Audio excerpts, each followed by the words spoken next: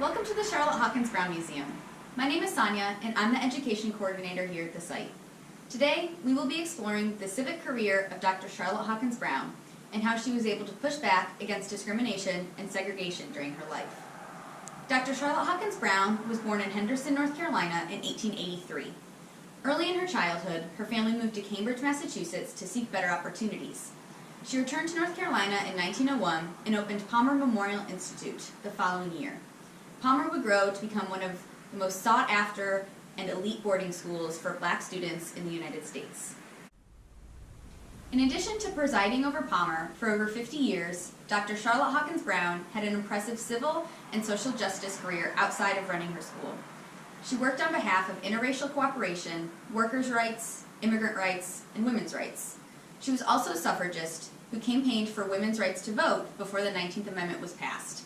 Did you know that this is the 100th anniversary of the passage and ratification of the 19th Amendment? That means that 100 years ago, women were not allowed to legally vote.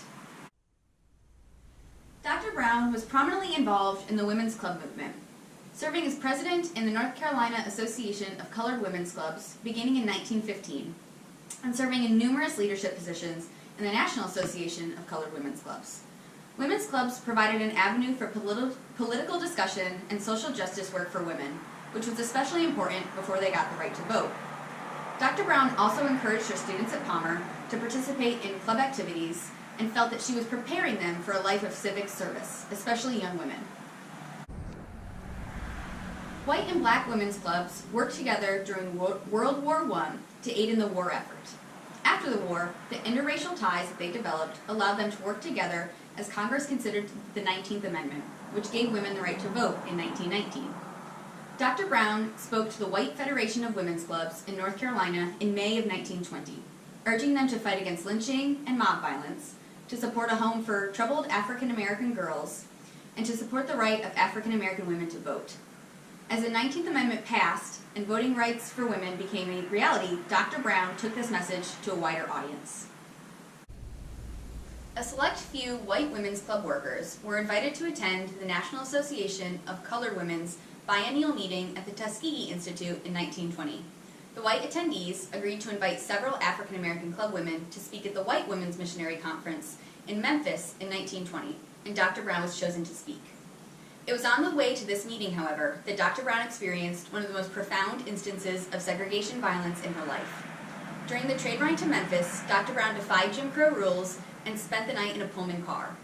In the middle of the night, she was awakened by a dozen white men who ordered her to either move to the Jim Crow car or be put off the train at the next stop, into the hands of an angry white mob.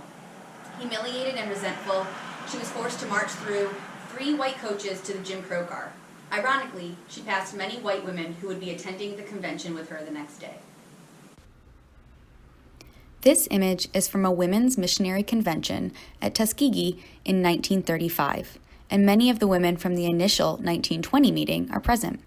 You can see both Dr. Charlotte Hawkins Brown and Mary McLeod Bethune in the front row. Here we have an image of a Pullman train car. You can see an example of the sleeping berths on the left and an example of the segregated section on the right. Dr. Brown continued her work with women's clubs and interracial cooperation throughout her life. In the 1930s, she began to work more specifically with civil rights organizations, speaking at conventions for the NAACP and the National Negro Congress. These organizations gave Dr. Brown a venue for speaking out about access to education, labor rights for African American women, and the eradication of lynching and mob violence. Brown was elected to the State Federation of Branches of the NAACP in 1933. Dr. Brown became an outspoken and nationally known advocate for labor rights for African American women by the close of the 1930s, supporting the National Negro Business League and serving on a committee of the NCNW in 1938 that advocated for the appointment of women to federal social bureaus and agencies. She became an even more outspoken civil rights activist in the 1940s and supported dozens of organizations. During this time, she traveled across the country and abroad to give speeches.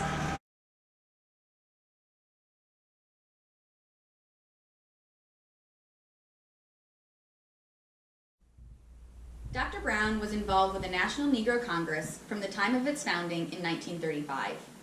During World War II, an offshoot of the organization, the Negro Labor Victory Committee, was formed to fight for equality within organized labor, the government, and the armed forces. The organization put on several Negro freedom rallies in the mid-1940s. These were enormous, with upwards of 25,000 attendees, and were held at Madison Square Garden. Dr. Brown was a headliner for each of them, including the final 1947 rally, which was not organized by the NLVC. The rallies featured prominent intellectuals, activists, and celebrities. Dr. Brown delivered one of her most powerful speeches at the 1943 Negro Freedom Rally. On June 6, Dr. Brown spoke on the role of the Negro woman in the fight for freedom. She advocated for access to jobs for African American women and decried Jim Crow laws, arguing that black lives were being lost to fight oppression abroad when black men and women were still being oppressed at home. Dr. Brown began to be accused of being a communist beginning in 1949. These accusations continued until at least 1952. Dr. Brown's activism and health declined at this time, and she greatly reduced the amount of public advocacy that she was engaged in. Communist allegations were used to silence Jim Crow-era civil rights groups and led to the collapse of many of them by the early 1950s.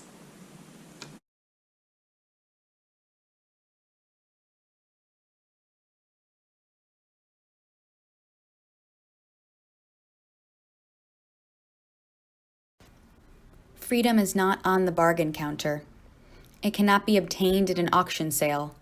Freedom is a fighting word. The desire for it stirs our noblest impulses, fires our deepest ambitions, raises our highest hopes, challenges our faith in the soundness of any democracy that denies to its humblest citizens the rights to enjoy the flowering and the fruits of the seeds that they, through days of toil, have planted and nurtured with their tears until they have passed through the dark, mysterious stage of death and resurrection and broke forth in breathless glory.